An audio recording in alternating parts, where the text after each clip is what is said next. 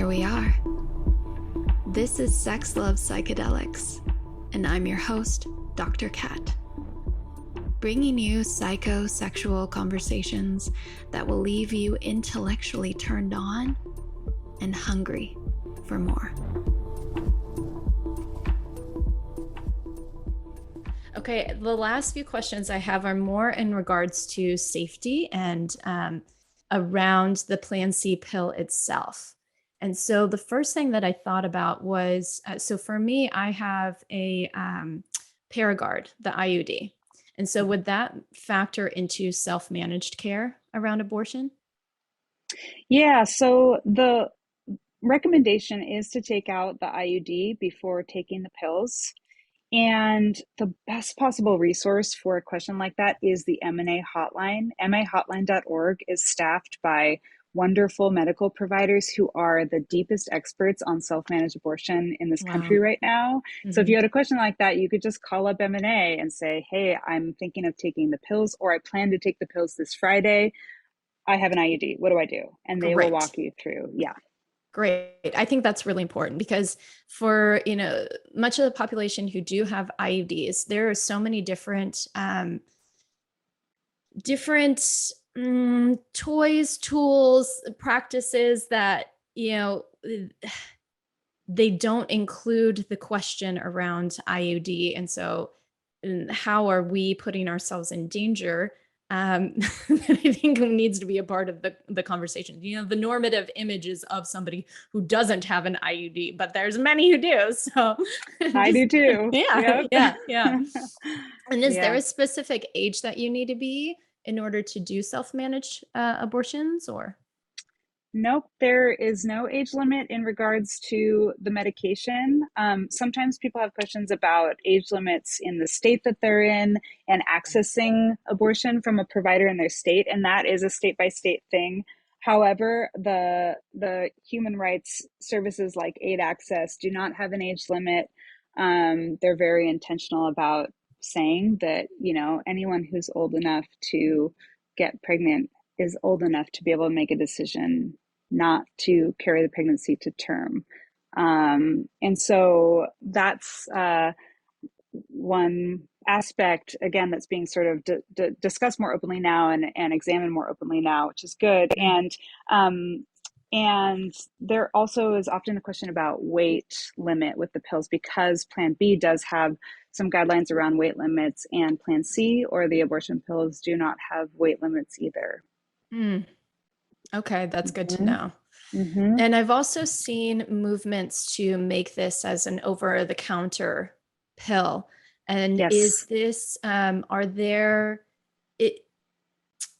you can speak to the safety or the safety profile of this pill for users? Yeah, we are one of those groups that wants the pill to be over the counter. We were founded, my co-founders are public health researchers, and they started out by doing international work and seeing how common this was all around the world and how available it was. And then they came back to the US and again, saw the restrictions that were based more on politics than medicine or science. So we do see a future where this pill would be over the counter.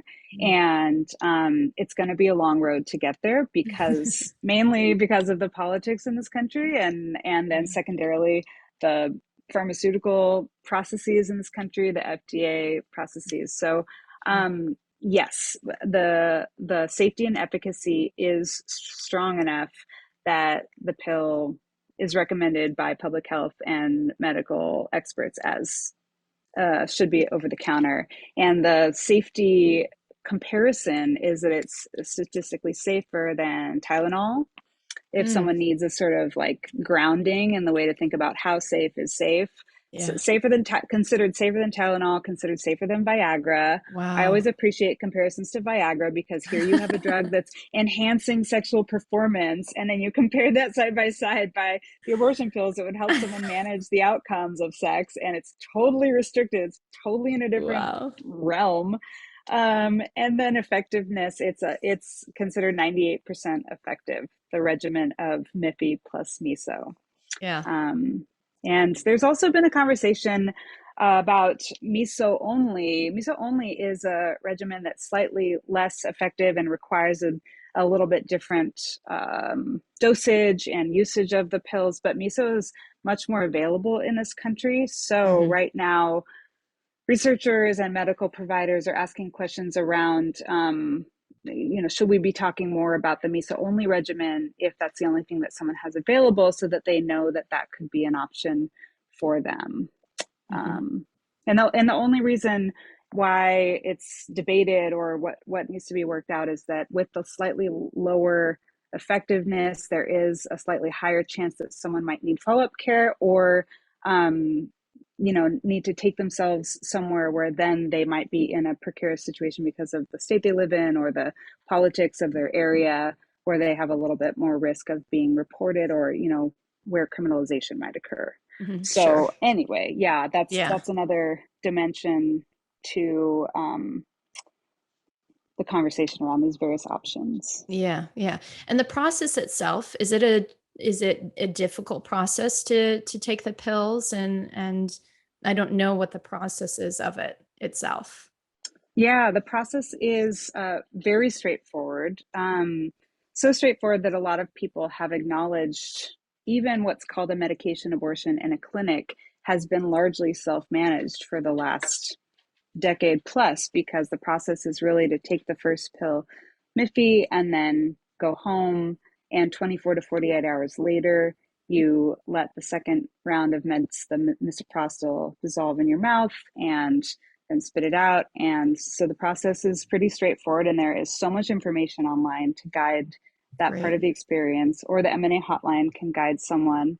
And then the actual process in the body in the days following that really varies from person to person. So it's hard to say this is what to expect, but it basically varies from being a heavy period to up to 2 weeks of bleeding and cramping and Mm-hmm. spotting. And so there's a window there of what someone can expect. And there's also some guidelines for someone to know when should I be concerned? What are the factors to look out for when I should call back the M&A hotline or take myself to the local ER? Mm-hmm. So there's so much information online, and I Mm. so appreciate your questions, because part of the name of the game right now really is, again, familiarizing people with this option, with this Mm-hmm. method, so that it's not scary Yeah. or unknown Yeah. or mysterious. It's really just, oh, here's what it is, here's what it does in the body, here's what to expect. And then someone can decide, is this the experience that I seek, that I need,